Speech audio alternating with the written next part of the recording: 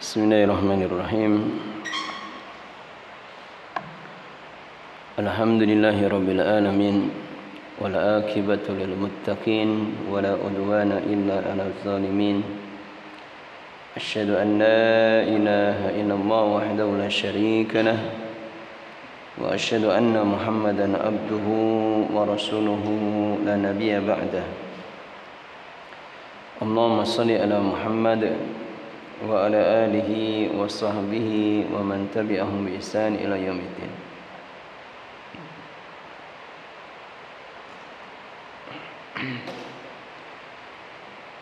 Ayyuhal ikhwah rahimani wa rahimakumullah. Insyaallah ta'ala kita akan melanjutkan kajian kita pembahasan fiqhul udhiyah atau fikih berkaitan dengan ibadah berkurban. Dan insyaallah ini adalah pembahasan yang terakhir. Berkata penulis hafizahullah ta'ala, waqtul udhiyah. Pembahasan sekarang halaman 102, waqtul udhiyah, waktu yang disyariatkan untuk menyembelih kurban.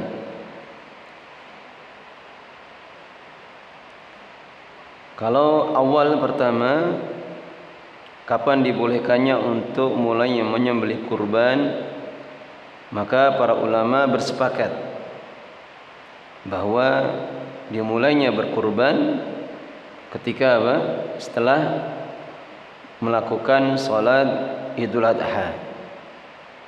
Ketika setelah melakukan salat Idul Adha. Ada sebagian para ulama seperti Imam Malik rahimahullah ta'ala, beliau berpendapat tidak boleh menyembelih setelah menyembelihnya imam. Imam di sini maksudnya pemimpin, amir. Tapi ini hanya berkaitan dengan siapa yang salat Idul Adhanya bersama dengan imam. Adapun hukum yang berlaku secara umum untuk kaum muslimin, maka kapan setelah selesai salat Idul Adha boleh langsung menyembelih kurban, meskipun dia tidak mendengarkan khutbah. Jadi meskipun dia setelah salat dia langsung pulang, tidak mendengarkan khutbah, maka sembelihannya sah. Karena mendengarkan khutbah Idul Adha, salat Id, itu hukumnya sunnah. Disebutkan di dalam hadisnya dari sahabat Anas bin Malik radhiyallahu an, beliau berkata, qala Nabi sallallahu alaihi wasallam bersabda, man dabaha qabla as-salati fa innama dabaha li nafsihi. Barang siapa yang menyembelih sebelum salat, maka sesungguhnya dia hanya menyembelih untuk dirinya sendiri. Artinya bukan sembelihan kurban. Wa man dabaha ba'da shalah, dan barang siapa yang menyembelih setelah selesainya salat, faqad tamma nusukahu, maka sungguh telah sempurna kurbannya. Wa asaba sunnatal muslimin, dan telah mencocoki sunnah atau jalannya kaum muslimin. Jadi awal dibolehkannya untuk menyembelih kurban adalah setelah salat Idul Adha. Dan barang siapa yang menyembelihnya sebelum salat, maka tidak sah kurbannya. Baik.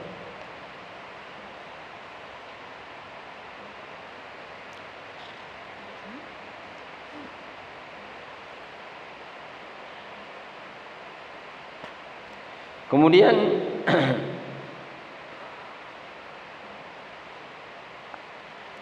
penjelasan setelahnya di halaman 108,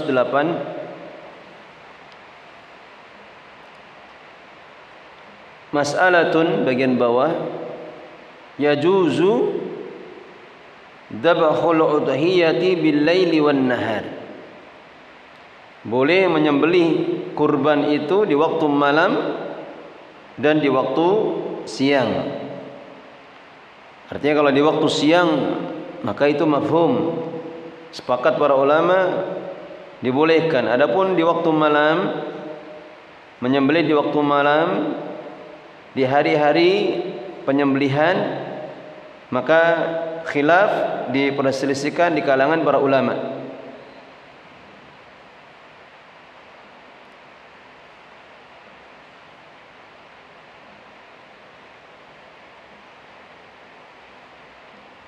Sehingga dikatakan setelahnya walakin yustahabbu ad-dabakhu bin nahari.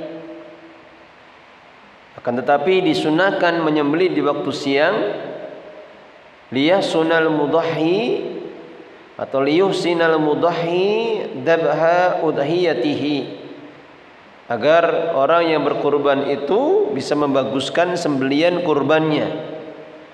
Wal yahdurhu al masakin, dan orang-orang miskin maka bisa menghadirinya. Kata Imam An-Nawawi, wa ikhtalafu fi jawazi tadhiyah fi layali ayyamid dhabh. Para ulama berselisih dalam bolehnya menyembelih di waktu malam pada hari-hari disyariatkannya udhiyah. Faqala Syafi'i, berkata Imam Syafi'i rahimahu wa ta'ala, tajuzu lailan ma'al karahah. Boleh disembelih di waktu malam, akan tapi disertai dengan hukum makruhnya. Wa bihi qala Abu Hanifah wa Ahmad wa Ishaq wa Abu Thawr wal jumhur. Demikian juga para ulama jumhur, di antaranya Abu Hanifah, Ahmad wa Ishaq wa Abu Thawr, membolehkannya, hanya saja disertai dengan karahah. Adapun Imam Malik, wa qala Malikun fil masyhuri anhu, adapun Imam Malik dalam pendapat yang masyhur dari beliau, wa ammatu ashabihi atau wa ammati ashabihi, dan dari kebanyakan sahabat-sahabatnya, wa riwayatin an Ahmada, dalam satu riwayat dari Ahmad, la tujzihi fil lail, tidak sah menyembelih kurban di waktu malam.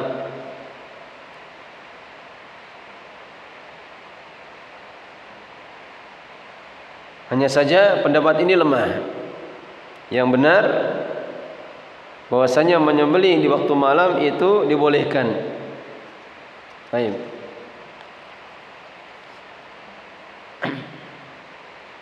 Kemudian setelahnya halaman 110, mas'alatun ikhtalafa ahlul ilmi fi tahdidi ayyamin nahr ala madahib. Para ulama berbeda pendapat di dalam membatasi hari-hari menyembelih berdasarkan pendapat para imam-imam madhab. Jadi berkaitan dengan batasan akhirnya, kapan seorang boleh menyembelih udhiyah, maka para ulama berbeda pendapat. Saya ringkaskan dulu. Yang pertama, para ulama berpendapat disembelih kurban hanya boleh di yaumin nahar. Kalau yaumun nahar berarti tanggal berapa? 10 Dzulhijjah saja. Ini saya ringkaskan dulu ya. Hanya pada tanggal 10 Dzulhijjah saja. Kemudian yang kedua, sebagian berpendapat tanggal 10 Dzulhijjah dan 2 hari setelahnya. Berarti 11 dan 12 sampai sebelum tenggelamnya matahari. Ini yang kedua. Kemudian yang ketiga, 10 Dzulhijjah ditambah 3 hari setelahnya, 11, 12, 13 sampai sebelum tenggelam matahari. Kemudian yang keempat, dan ini pendapat yang paling lemahnya, adalah di akhir bulan Dzulhijjah. Jadi mulai tanggal 10 Dzulhijjah setelah sholat sampai akhir bulan Dzulhijjah itu masih boleh.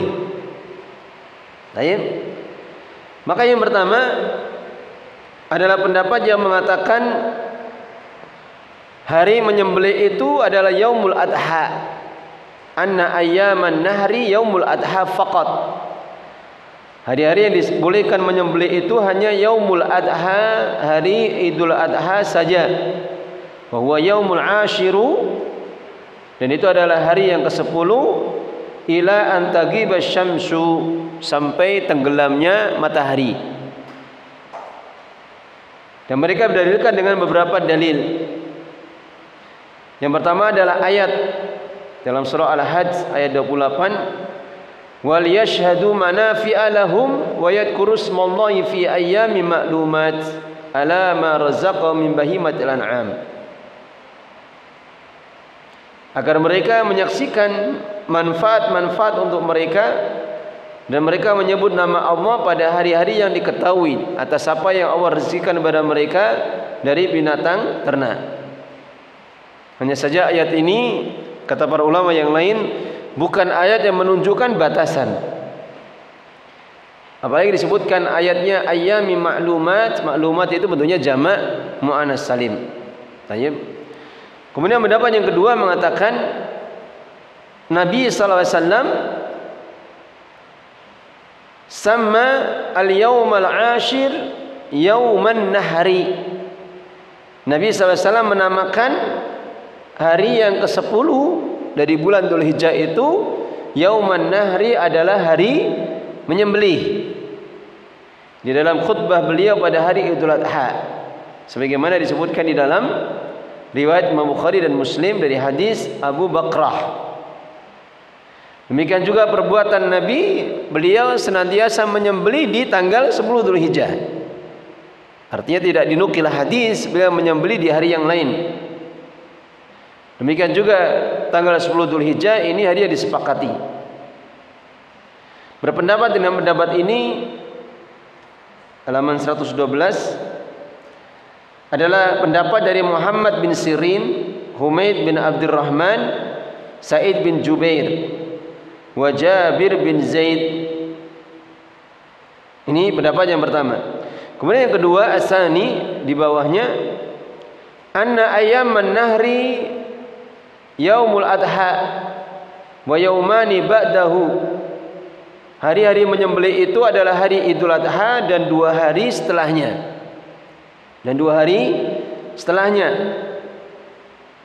Sebagaimana disebutkan di dalam asar Ibnu Umar, bahwasanya beliau mengatakan di bawahnya itu, masih di bawahnya, al ayyamul ma'lumat yaumun nahri wa yaumani ba'dahu. Hari-hari yang dimaksudkan pada ayat yang kita baca tadi, wa yadhkuru ismallahi fi ayyamin ma'lumat, kata al-ayyam al-ma'lumat, hari-hari yang tertentu itu adalah yaumun nahri wa yaumani ba'dahu. Hari nahar, yaitu tanggal 10 Dzulhijjah dan 2 hari setelahnya. Ini ucapan dari Ibnu Umar. Kemudian bolehnya 2 hari ini, dalil yang kedua adalah adamu nahyin nabi ashabahu ayyanhira fi ghairi ayyamid adha.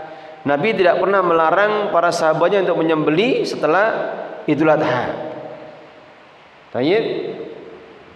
Kemudian telah sahih dari Abdullah bin Umar bahwasanya beliau mengatakan hari Idul Adha dan 2 hari setelahnya adalah hari menyembelih. Pendapat siapa ini? Halaman 113.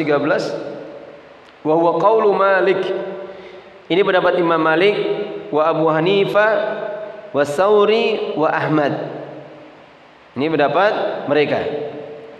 Kemudian pendapat yang ketiga, anna nahra yaumul adha wa salasatu ayyamin ba'dahu. Pendapat yang ketiga, hari menyembelih itu adalah hari Idul Adha dan 3 hari setelahnya. Disebutkan di dalam hadis Jubair bin Mut'im, Nabi SAW bersabda, ayyamut tasyriqi kulluha dzabhun. Hari-hari tasyrik semuanya adalah hari menyembelih. Hari tasyrik itu hari tanggal berapa tadi? 11, 12, 13. Berarti batasannya sampai akhir tanggal 13 sebelum tenggelamnya matahari. Hadis ini diriwayatkan oleh Imam Muslim. Akan tapi sebagian para ulama menyebutkan illah, ada illahnya. Hadis ini tidak kuat atau ittirab dia. Hadis ini agak bergoncang dari sisi sanadnya. Jadi sebagian para ulama melemahkannya. Ada di dalam riwayat Imam Muslim yang memang sebagian kecil saja itu dilemahkan oleh sebagian para ulama. Ini pendapat siapa? Halaman 115 bawah. Wa hadzal qaulu marwiyun an Ibnu Abbas, diriwayatkan dari Ibnu Abbas. Demikian juga diriwayatkan dari Ali wa Ibnu Umar. Diriwayatkan dari Ali dan Ibnu Umar. Terus halaman setelahnya 116, qala al-Imam Asy-Syafi'i, berkata Imam Asy-Syafi'i, al-adha jaizun yauman nahri wa ayyamu mina kulluha. Al-adha yaitu Idul Adha itu boleh menjadi hari menyembelih, wa ayyamu mina kulliha, wa ayyamu mina kulluha, dan hari-hari di Mina semuanya. Li'annaha ayyamun nusuk, karena itu adalah hari-hari menyembelih. Jadi Imam Syafi'i merojekkan pendapat ini. Kalau pendapat sebelumnya kan tidak disebutkan Imam Syafi'i, hanya disebutkan Imam Malik, Abu Hanifah, Imam Ahmad. Sehingga Imam Syafi'i lebih merojehkan batasan menyembelihnya itu sampai tanggal 13. Kemudian yang keempat, ar-rabi' anna ayyaman nahri ila akhir Dzulhijjah. Hari-hari menyembelih itu sampai akhir bulan Dzulhijjah. Ai ila hilalil Muharram, sampai sebelum maghrib hilalnya bulan Muharram. Dan mereka berdalilkan dengan hadis al-adahi, di bawahnya dikit itu, ila hilalil Muharram liman arada ayasta'ni dzalik. Hari-hari menyembelih itu sampai hilal Muharram bagi siapa yang ingin untuk menyembelih. Ista'na itu maknanya berhati-hati sebetulnya akan hal tersebut. Tapi ini pendapat yang lemah. Ini pendapat yang lemah. Kalau penulis ini di sini beliau merojekkan hanya sampai tanggal 12 Idul Adha, sampai 2 hari setelahnya. Adapun Al-Imam Asy-Syafi'i dan sebagian besar para sahabat beliau merojekkan sampai tanggal 13. Ya kalau kita tidak ada udzur, seandainya kita ingin mengundurkan menyembelih, maka cari amannya, cari selamatnya sampai tanggal 12. Tapi misalkan ada orang yang dapat rezekinya tanggal 13, ya tidak ada masalah kalau dia memang ingin menyembelihnya, karena memang ada dalil yang menyebutkannya. Baik. Kemudian di halaman 120, kaifiyatu dzabhil udhiyah, bagaimana cara menyembelih binatang kurban. Maka beliau menyebutkan yang pertama ayat dalam surah Al-Hajj ayat 36. Allah Ta'ala berfirman, wal budna ja'alnaha lakum, dan onta-onta itu kami telah menjadikannya untuk kalian min sya'airillah, termasuk dari syiar-syiar Allah Subhanahu wa ta'ala, lakum, untuk kalian. Fiha khairun, yang ada di dalamnya kebaikan. Fadhkurusmallahi 'alaiha shawaf, maka ucapkanlah atau sebutkanlah nama-nama Allah atasnya. Fa idza wajabat, shawaf itu maknanya di sini qiyaman, dalam keadaan berdiri. Fa idza wajabat junubuha faqulu minha wa at'imul qani'a wal mu'tar, maka jika onta itu sudah jatuh, wajabat itu saqatat, jatuh junubuha, lambungnya, faqulu minha, maka makanlah darinya, wa at'imul qani'a wal mu'tar, dan berikanlah makan kepada orang-orang yang fakir, baik yang tidak meminta. Qani'a itu artinya tidak meminta, dia sebetulnya fakir tapi tidak meminta. Wal mu'tar itu yang meminta. Kadzalika sakharna lakum la'allakum tashkurun, Demikian itu kami telah tundukkan binatang-binatang ternak itu untuk kalian la'allakum tashkurun, agar kalian bersyukur. Sebagaimana sudah berlalu penjelasannya, menyembelih kurban itu bentuk apa? Rasa syukur kita akan rezeki dari Allah Subhanahu wa taala. Maka berkaitan dengan penyembelihan onta, sebagaimana sudah berlalu penjelasannya, dinamakan dengan apa? Kalau menyembelih onta dinamakan dengan apa? An-nahru. Dan di ayat ini disebutkan fa idza wajabat junubuha, jika telah jatuh. Wajabat itu saqatat junubuha. Artinya penyembelihan onta itu dilakukan dengan berdiri. Jadi onta itu berdiri, kemudian dipangkal lehernya, dilukai dengan pisau yang tajam itu, kemudian darah memancar. Ketika sudah mulai habis, dia akan jatuh. Ini penyembelihan onta. Adapun menyembelih selain onta,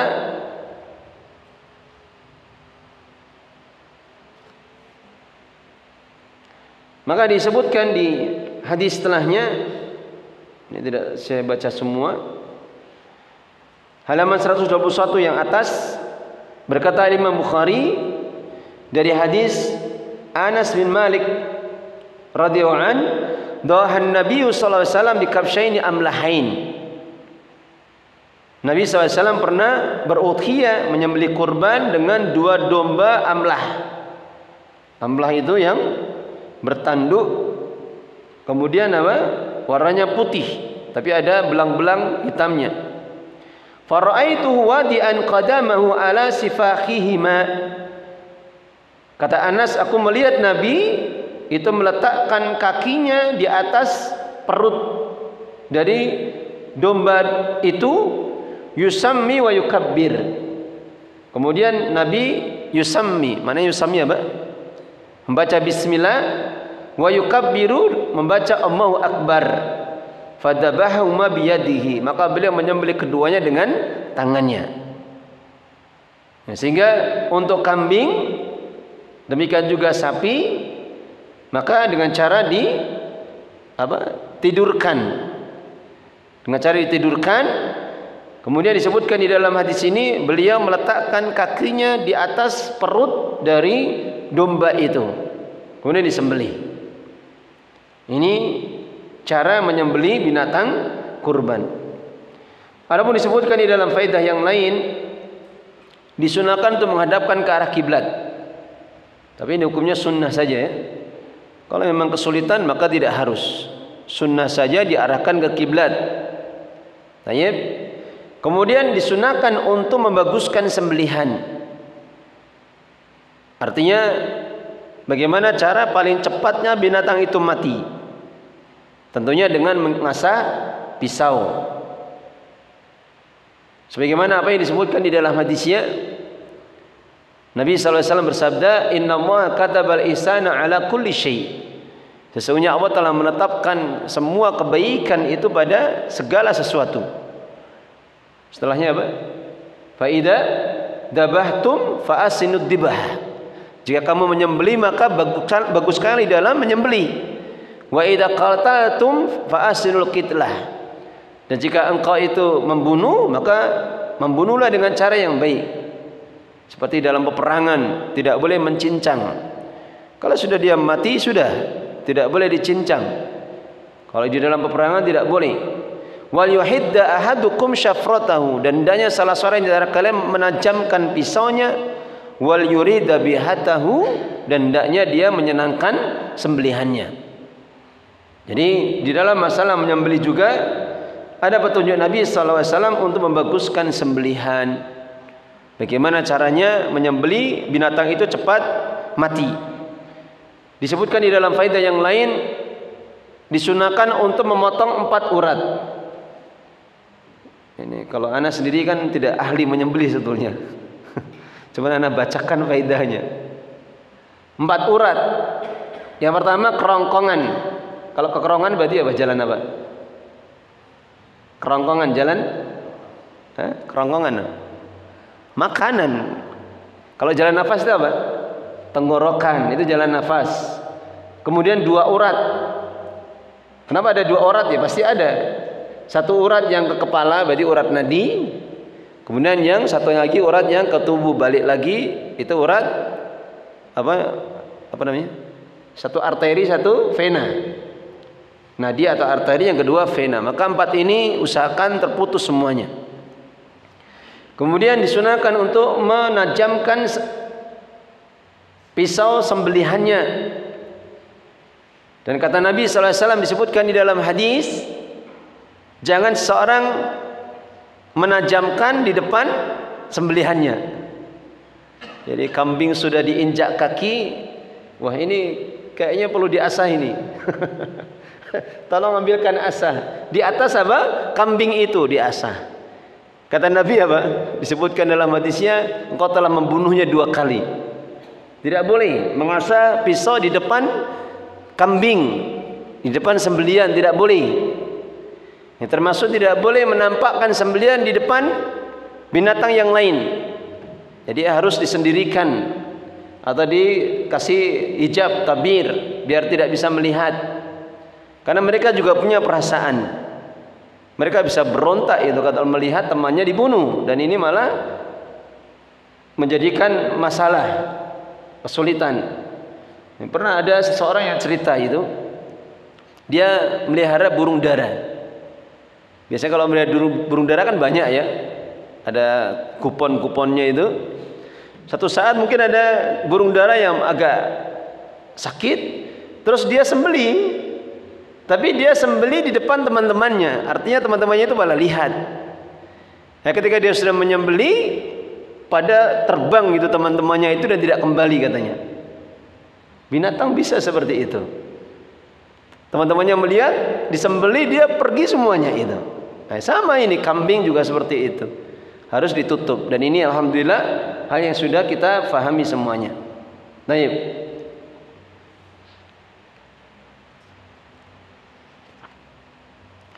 Kemudian bab setelahnya 123.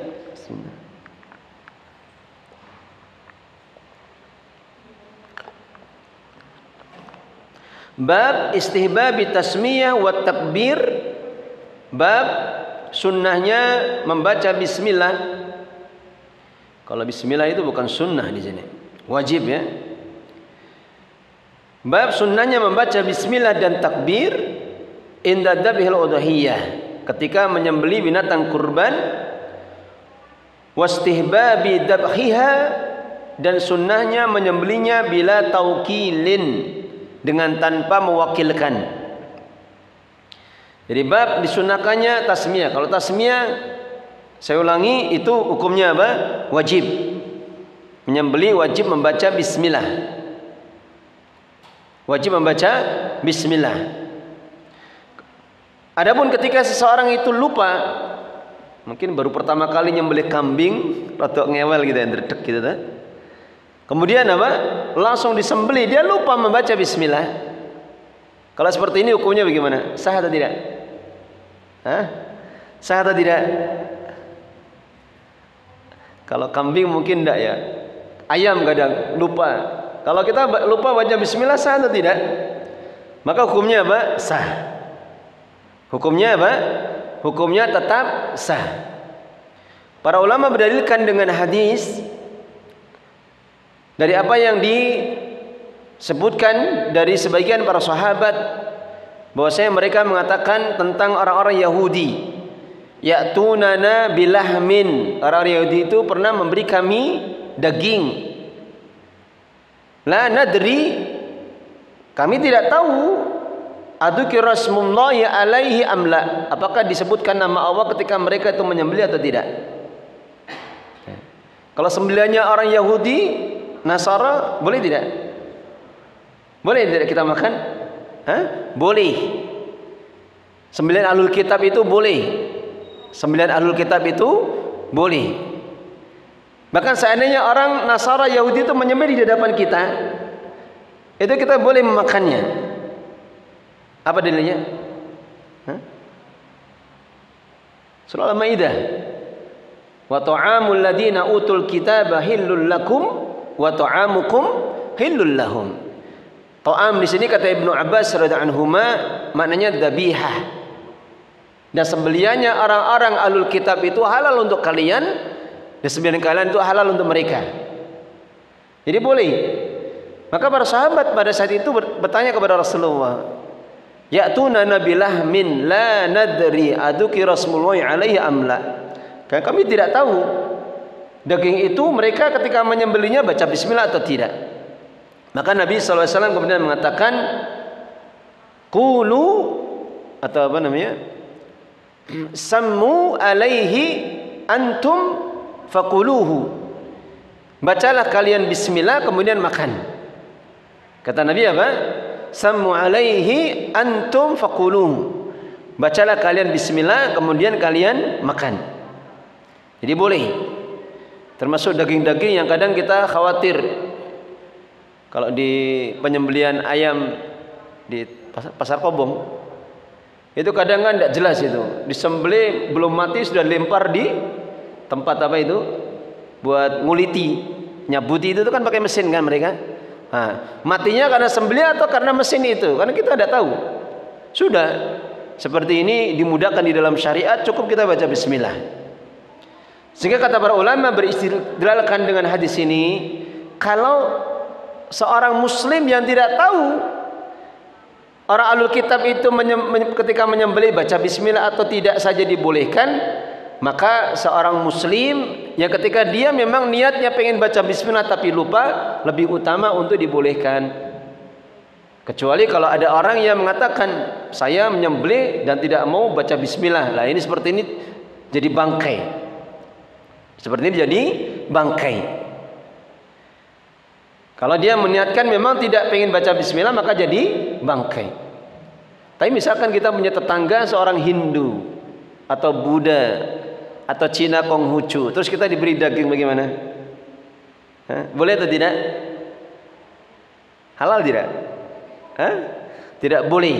Kalau itu sembelihan dia, kalau sembelihan dia sendiri, maka sembelihannya orang musyrik tidak halal dimakan. Tapi kalau dagingnya iseng-iseng antum bingung kan, punya tangga orang Konghucu, ya antum pastikan saja ini daging nyembelih sendiri kok misalkan. Oh enggak, saya beli di pasar, ya sudah makan saja. Kalau dia bilang saya sembelih sendiri, maka seperti ini tidak boleh.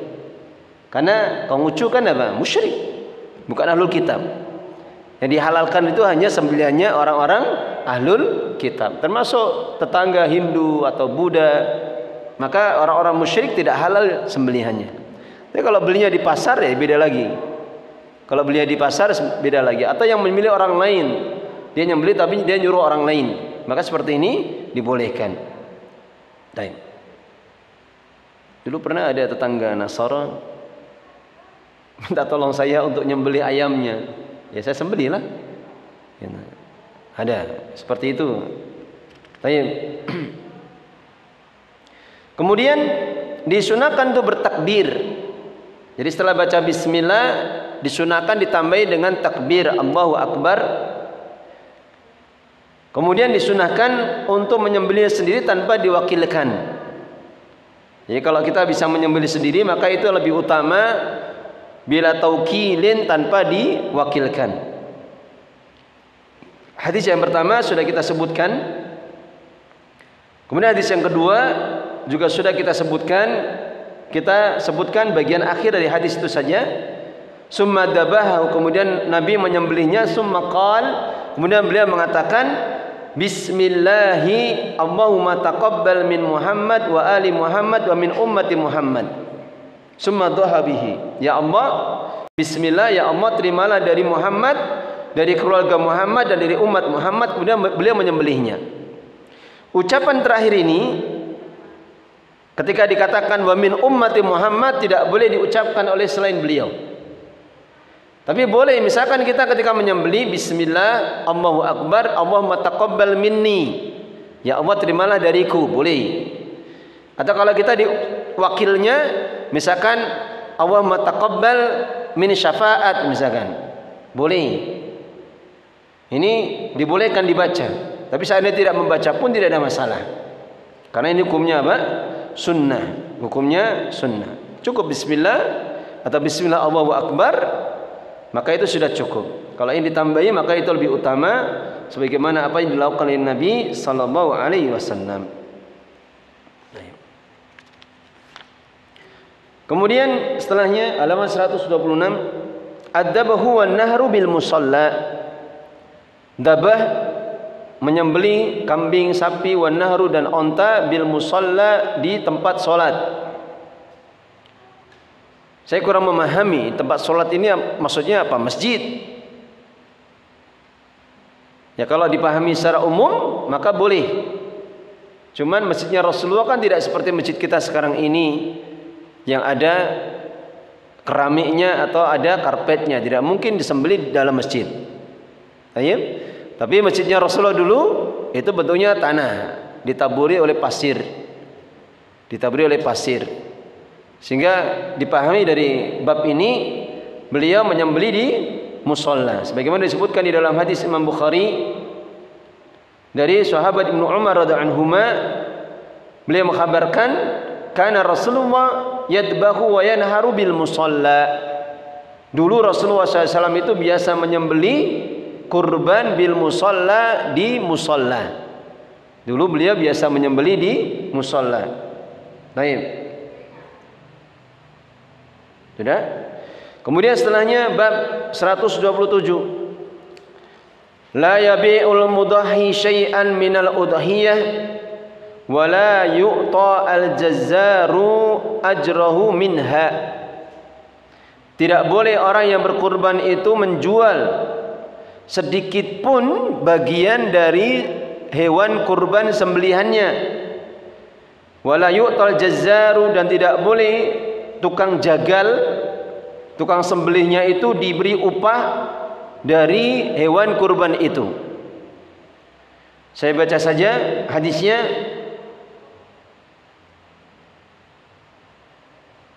Mana ini? Ini hadisnya di bawah. Hadis yang ketiga atau dalil yang ketiga. Qala Imam Bukhari, berkata Imam Bukhari dari Ali bin Abi Thalib, anna Nabi sallallahu alaihi wasallam amarahu ayyakuma ala badanah. Nabi pernah memerintahkan Abu Thalib, Ali ya. Nabi sallallahu alaihi wasallam pernah memerintahkan kepada Ali untuk mengurusi hewan kurban ontanya. Wa ayyuksima badanatan kullaha, dan Nabi memerintahkan dia untuk membagi hewan kurban ontanya itu semuanya. Luhumaha wa juludaha wa jalalaha, daging, kulit, dan apa ini jalal ini? Saya belum mencarinya tadi. Wala yu'ta fi jazaratiha syai'an, dan tidak boleh diberi dalam upah sembelihannya itu sedikit pun. Ini hadis yang alhamdulillah sudah kita pahami. Tidak boleh kita menjual sedikit pun. Hanya saja mungkin kalau beberapa tahun yang sebelumnya masih banyak itu masjid-masjid atau musola-musola yang tidak memahami tentang larangan ini. Jadi kadang mereka tidak ambil pusing. Mereka pinginnya memudahkan urusan orang yang berkurban, dan tidak usah dikasih tidak usah dimintai iuran. Nanti tukang sembelihnya diambilkan dari kepala sama kulitnya biar jadi upah. Ini banyak. Tapi mungkin ketika hadis ini atau fikih ini sudah menyebar, semakin banyak yang faham. Karena sebelumnya banyak sekali itu. Bahkan ada sebagian di antara ikhwah ngurusi ini tidak paham. Tahu-tahu ada yang tanya, loh selama ini gimana? Selama ini dikasihkan sebagai upah. Padahal sudah ngaji itu. Makanya banyak-banyak bertanya di dalam masalah fikih. Dan alhamdulillah fikih seperti ini kan sudah menyebar. Maka disebutkan di dalam hadis yang lain, Nabi sallallahu alaihi wasallam mengatakan bahwasanya upah jazar itu indana, biar kami saja yang memberi. Nah, tidak boleh menjual sedikit pun, termasuk di sini menjadikannya sebagai upah. Hanya saja kalau misalkan ketika tukang sembelihnya itu sudah diberi upah, akad sudah selesai, kemudian dia diberi sebagian dari hewan kurban itu sebagai hadiah, maka seperti ini boleh atau tidak? Boleh. Nah, sehingga kembalinya kepada niat. Kembalinya kepada niat. Niatnya bagaimana? Kalau dia memberikan itu bagian itu sebagai upah, lah ini tidak boleh. Akan merusak pahala dari udhiyah. Tapi kalau dia niatnya untuk hadiah, adapun upah disendirikan, maka seperti ini tidak ada masalah. Seperti ini tidak ada masalah. Termasuk di dalam masalah kepanitiaan. Misalkan orang yang berkurban sudah memasrahkan, kemudian kepanitiaan menetapkan kulit nanti dibagi semua panitia, kemudian panitia sepakat untuk menjualnya, maka seperti itu juga tidak ada masalah, karena sudah lepas, tidak ada kaitannya dengan orang yang berkurban. Baik.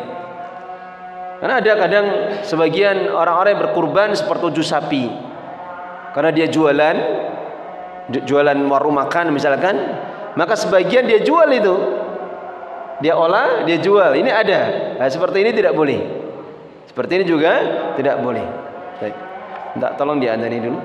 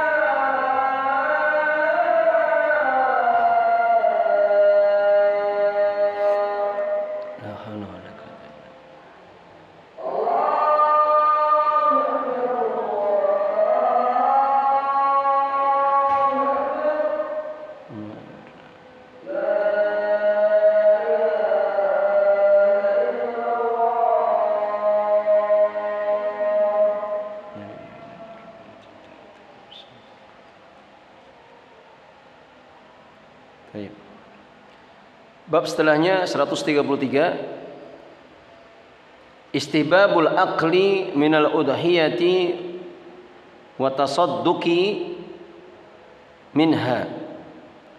Disunahkannya memakan sebagian dari binatang kurbannya dan disunahkan untuk menyedekahkan darinya.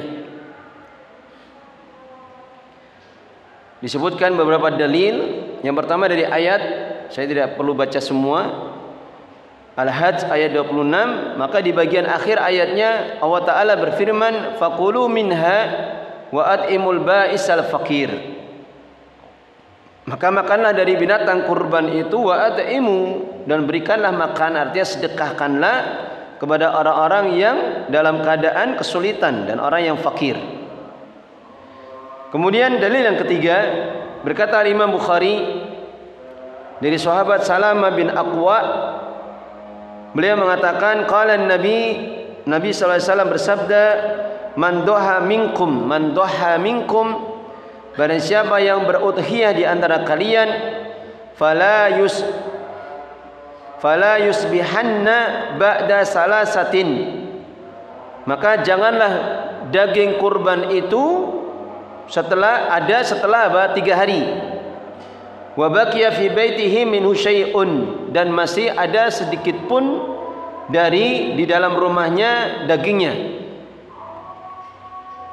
Perhatikan ini awalnya ya.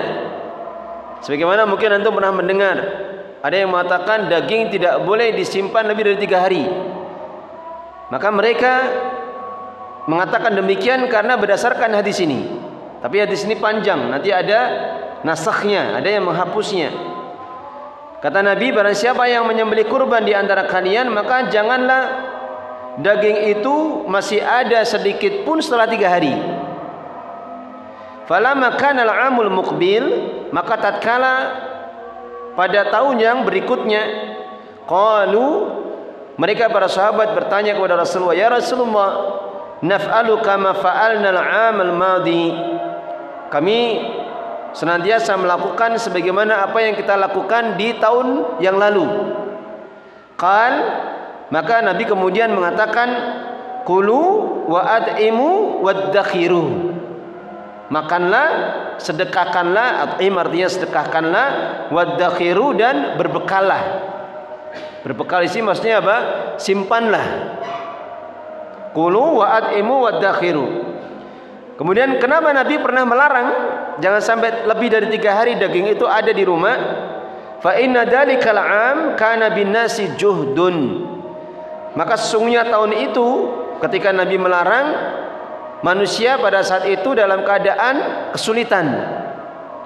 Fa aradtu an tu'inu bi fiha. Maka aku ingin agar kalian itu menolong mereka. Artinya jangan disimpan dagingnya, sudah sedekahkan aja semua. Kalau makan cukup 3 hari, selebihnya sedekahkan. Baik. Maka ada di dalam hadis ini ucapan Nabi SAW, disunahkan kita untuk memakan sebagian, kemudian apa? Menyedekahkan juga, kemudian boleh juga menyimpannya. Baik.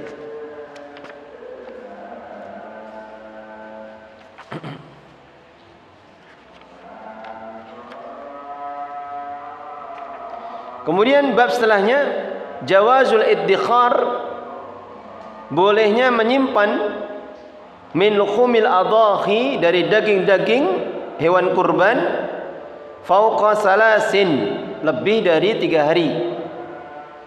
Wa naskhun nahyi an dzalik, dan dihapuskannya larangan tentang hal itu.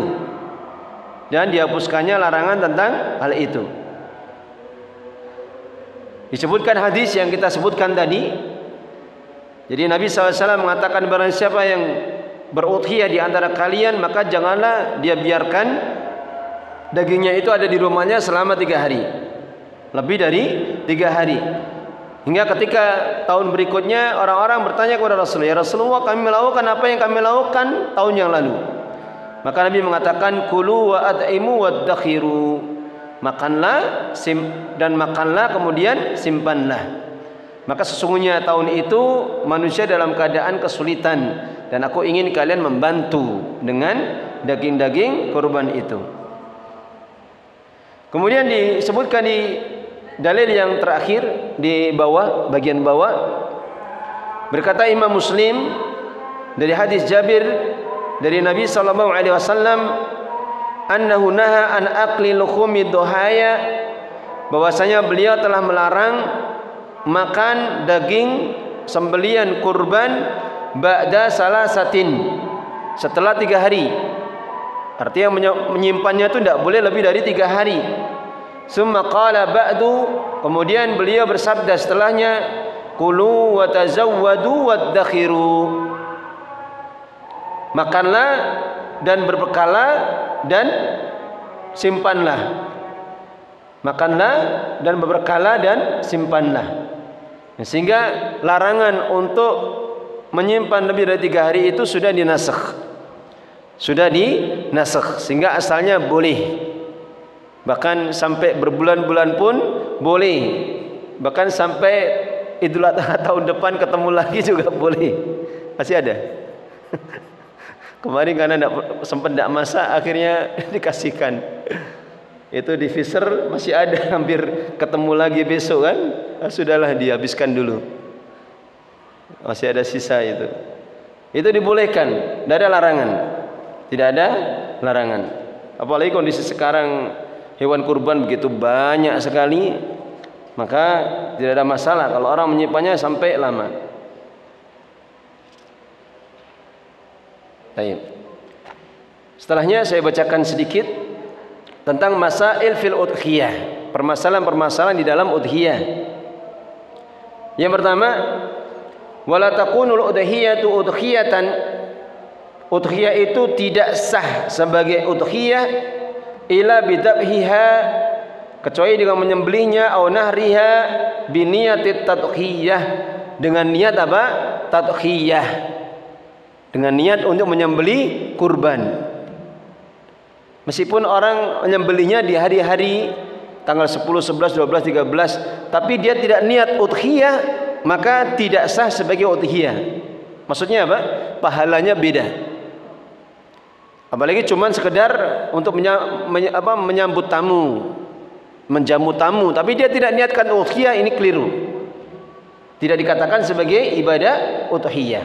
Ya, mumpung masih hari itu, ya kalau dia punya kambing di belakang rumahnya, ternak, ada tamu datang, dia sembelih lagi, nah mumpung hari itu ya dia niatkan udhiyah. Baik. Kemudian juga tidak boleh, tidak sah kejadian misalkan ini. Misalkan ada kambing mau disembelih di hari udhiyah, itu ngamuk. Akhirnya menyerang dia. Kemudian dia membunuhnya dengan apa?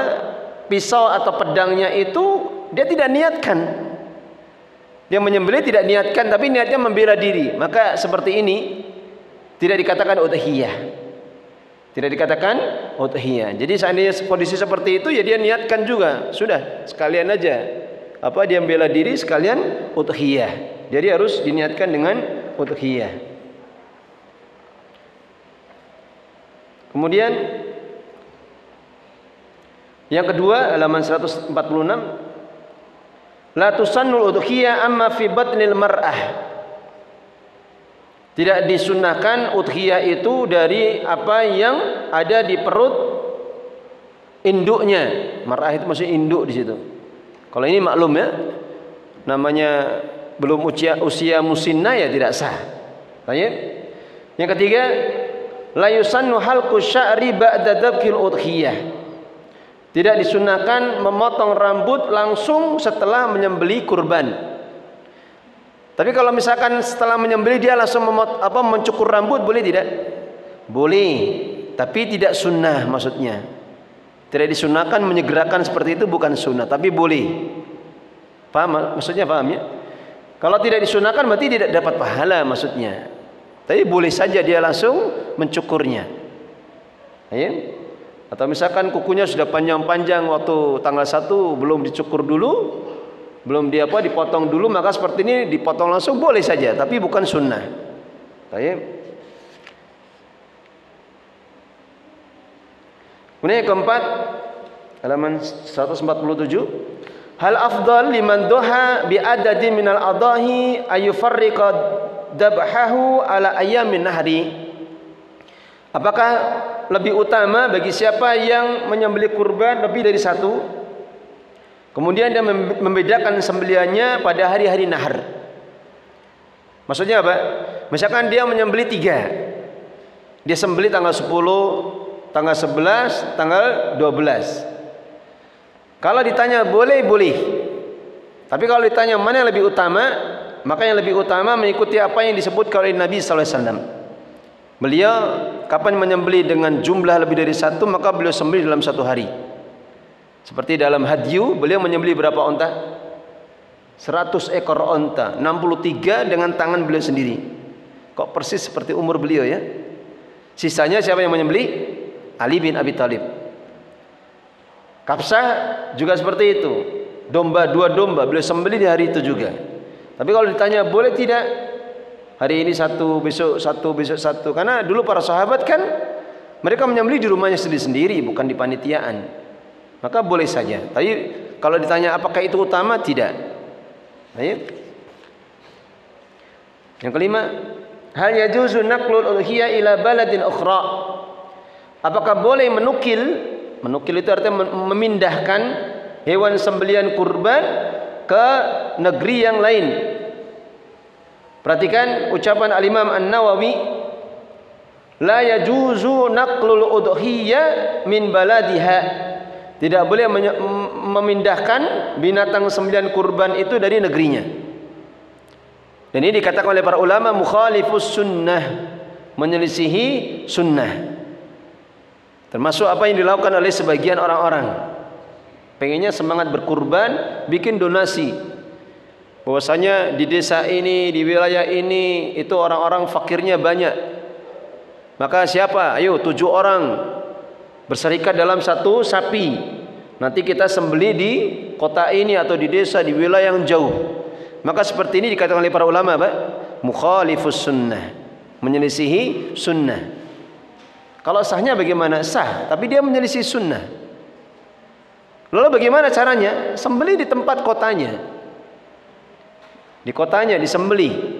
Kemudian dagingnya mau disebarkan kemana tidak ada masalah. Termasuk Saudi itu banyak menyebarkan daging-dagingnya ke negeri-negeri Afrika, Asia, itu banyak disebarkan. Di frozen dulu, dibekukan, kemudian dikapalkan, dikirim kemana-mana. Itu dibolehkan. Tapi kalau menyembelihnya di beda tempat, maka seperti tidak boleh. Atau misalnya seorang, saya pengen menyembelih di desa, posisi dia di kota, ya sudah, dia amanahkan saja pada orang yang di sana. Dia berikan, ini tak berikan untuk Pak D atau Pak Le, biar Pak D yang berudhiyah. Dia dapat pahala, dia juga dapat pahalanya. Ini sesuatu yang lebih mencocoki sunnah. Yang keenam, idza dallat udhiyatu man arada, jadi tidak boleh tanwin. Udhiyatu man arada ayudhiya la yalzamhu syai'un. Jika binatang kurban itu hilang, binatang orang yang mau berkurban itu hilang, maka tidak ada kewajiban baginya untuk mengganti. Tidak ada kewajiban baginya untuk mengganti. Dia beli kambing, ditaruh di sebelah rumahnya, paginya hilang. Maka seperti ini tidak ada kewajiban untuk mengganti. Kalau memang dia sudah jaga, dia ikat itu. Di penjelasan yang lain disebutkan kalau itu karena kelalaian dia, sebagian para ulama mengatakan wajib dia mengganti. Wajib bagi dia untuk mengganti. Tapi yang rajih tidak ada kewajiban untuk mengganti. Karena udhiyah sendiri hukumnya sunnah. Baik. Kemudian halaman 150. Hal yajuzu it'amu ahli dhimma minal udhiyah. Boleh tidak memberi makan, memberi daging kepada orang-orang kafir dari binatang kurban. Misalkan kita punya tetangga, kita nyembeli, kita punya tetangga Nasara, boleh tidak kita beri? Sebagian para ulama mengatakan tidak boleh, tapi yang rajih boleh. Yang rajih adalah apa? Adalah boleh. Atau dikatakan oleh Imam Malik atau Imam Al-Lais, kalau dia memasaknya kemudian diberikan maka ini boleh. Tapi kalau dagingnya maka tidak boleh. Tapi yang rajih dibolehkan. Yang rajih dibolehkan kita memberikan daging itu kepada orang non muslim. Kemudian yang kedelapan, hal yajuzu istibanatul kitabi fi dzabhil udhiyah. Boleh tidak mewakilkan kepada orang ahlul kitab di dalam menyembelih hewan kurban? Meskipun ini mungkin hampir-hampir tidak ada. Dia punya tetangga orang Nasara, tolong sembelih apa? Binatang kurbanku. Hampir-hampir tidak ada ya. Karena hampir-hampir setiap muslim kan khawatir nanti tidak sah. Tapi bagaimana penjelasan para ulama? Berkata Imam An-Nawawi, ajma'u, para ulama bersepakat ala annahu yajuzu, bahwasanya boleh ayastaniba fi dzabhi udhiyatihi, untuk mewakilkan sembelihan kurbannya musliman kepada orang yang muslim, wa amal kitabi, adapun orang ahli kitab, fa madhhabuna wa madhhabu jamaahiri ahli ilmi sihhatu istinabatihi, boleh sah untuk minta orang Nasara atau Yahudi ahlul kitab untuk gantikan menyembelih. Baik. Kemudian yang kesembilan, at-tadhiyah bidzakar aw bil unsa jaizun bil ijma'. Menyembelih kurban baik dengan jantan atau betina itu boleh secara ijma'. Sudah berlalu penjelasannya. Tidak ada larangan menyembelih kurban dengan betina. Baik. Tajuju tadhiyah bil hamil. Boleh menyembelih kurban dengan binatang betina yang sedang hamil. Tapi biasanya orang Tegal. Tapi saya punyanya cuma itu, maka boleh. Maka boleh. Lalu bagaimana ketika berkaitan dengan janin yang ada di dalamnya? Kalau orang yang menyembelih kurban rata-rata tidak berani. Disebutkan dalam pendapat Imam Syafi'i boleh mengatakan makruh karena mempengaruhi dagingnya katanya. Tapi yang benar itu boleh. Tapi seandainya kita tidak tahu, kita tahunya ini binatang betina, kambing betina. Kemudian kita sembelih, dibuka perutnya ternyata ada janinnya. Ada janinnya, maka dilihat. Kalau janin itu sudah mati, maka kata Nabi, zakatul janin zakatu ummi. Sembelian janin itu adalah diikutkan sembelian induknya. Jadi boleh. Kalau sudah mati antum tegel makan maka boleh. Enak, Pak. Mungkin empuk, Pak, ya. Tapi kalau ternyata janin itu masih bergerak, maka harus disembelih, harus ini. Tidak boleh Tidak boleh diambil tak ingune wae, tidak boleh. Tapi harus sembelih dengan sembelihan sendiri. Karena itu satu kesatuan binatang kurban, tidak boleh sendirikan. Harus sembelih dengan sembelihan sendiri. Ini kalau janinnya masih hidup. Kemudian 11, al-udhiyah afdal min shadaqati tatawwu bisamanil udhiyah. Menyembelih kurban itu lebih utama dibandingkan bersedekah sunnah, sedekah sunnah ya, bukan sedekah yang wajib seperti zakat mal, zakat wajib dengan harga dari binatang kurban. Jadi misalkan ada yang mengatakan saya tidak berkurban, saya akan sedekah saja seharga kambing. Boleh saja karena udhiyah itu hukumnya sunnah. Tapi kalau dia ingin mencari pahala yang lebih, maka udhiyah itu pasti lebih besar pahalanya dibandingkan dia sedekah dengan uang sebanyak harganya kambing. Baik. Yang ke-12, hanya juzul aklu minal udhiyah al-mandura. Bolehkah memakan hewan udhiyah sembelian karena nadar? Hukumnya boleh. Hukumnya boleh. Hal tajuzu yang ke-13 halaman 153. Hal tajuzu at-tadhiyah anil yatimin malih. Boleh tidak berudhiyah untuk anak yatim dari harta anak yatim itu? Jawabannya boleh. Kemudian yang ke-14 yudhi anil ghaib. Bolehnya berudhiyah untuk orang lain. Paham maksudnya? Misalkan saya pengen niatkan saya beli kambing kurban ini untuk si fulan. Fulannya tidak ada di tempat atau tidak diberitahu. Maka seperti ini boleh. Seperti ini boleh. Dia misalkan punya fulan pernah punya jasa, saya kok pengen berkurban untuk dia tanpa diberitahu, maka seperti ini juga boleh. Baik. Yang ke-15, al tazuzul udhiyah anil mayyit. Boleh tidak menyembelih kurban untuk mayit? Boleh tidak? Misalkan kita punya orang tua sudah meninggal, saya tak berkurban untuk orang tua. Boleh tidak? Para ulama khilaf. Sebagian mengatakan tidak boleh karena tidak pernah dilakukan oleh Nabi, para sahabat. Tidak pernah Nabi berukhtiya untuk apa? Khadijah radhiyallahu anha atau untuk pamannya Hamzah, tidak pernah. Beliau tidak pernah melakukannya. Akan tapi sebagian para ulama membolehkan. Sebagaimana Syekhul Islam Ibnu Taimiyah, beliau membolehkan. Syekh Utsaimin juga membolehkan. Apalagi itu wasiat, maka hukumnya wajib. Misalkan orang tua sebelum meninggal sudah berwasiat, aku pengen udhiyah, pengen nyembelih kurban, maka seperti ini harus dijalankan.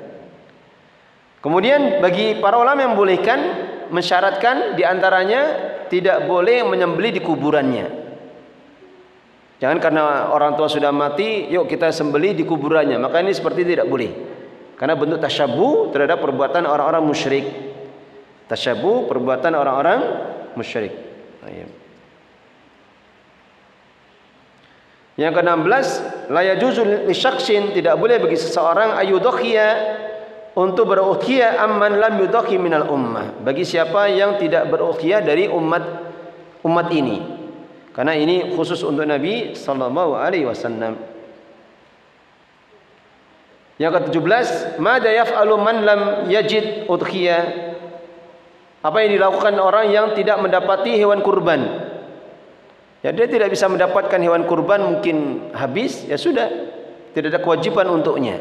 Tidak ada kewajiban untuknya, meskipun dia orang kaya, tidak ada kewajiban untuknya.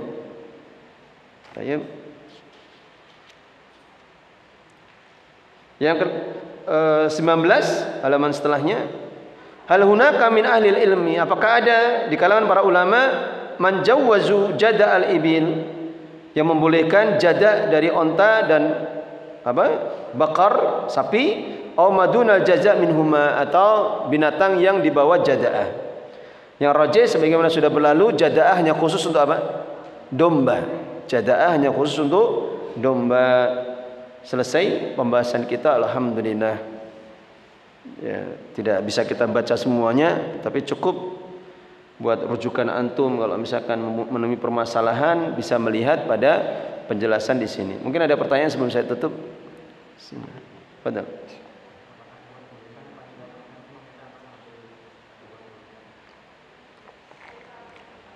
Maksudnya gimana?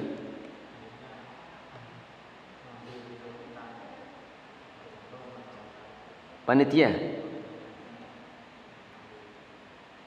Kalau itu berarti diikutkannya pada hukum meminta secara umum. Kalau hukum meminta, hukumnya apa? Para ulama mengatakan haram.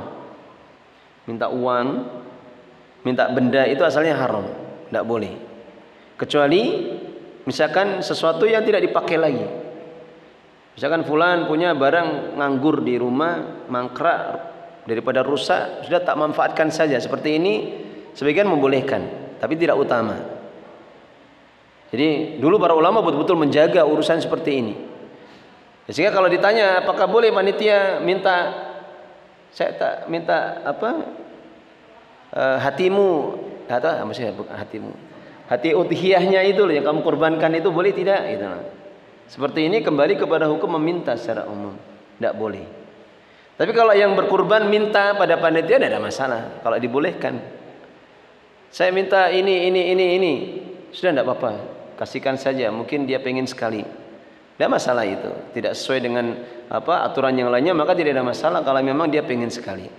Tapi tidak masalah kalau dari awal disampaikan. Nanti orang yang berkurban dapatnya ini, selesai. Itu dibolehkan. Kecuali meminta zakat. Meminta zakat dibolehkan kalau dia gharim. Kalau dia fakir maka tidak boleh. Misalkan dia punya hutang, dia punya saudara kaya, punya kakak kaya atau adik kaya. Dia tahu kalau adiknya itu mengeluarkan zakat mal setiap tahun, boleh ini ya, aku punya hutang ini, aku minta zakatmu untuk melunasi hutangku, maka seperti ini boleh. Tapi kalau bukan hutang maka tidak boleh. Tetap harus dijaga. Mengharap saja itu harusnya tidak, apalagi meminta. Baik, ada yang lain? Cukup ya? Semoga bermanfaat. Alhamdulillah. Akhiru da'wana alhamdulillahirabbil alamin. Subhanaka Allahumma bihamdika asyhadu an la ilaha illa anta astaghfiruka wa atubu ilaik.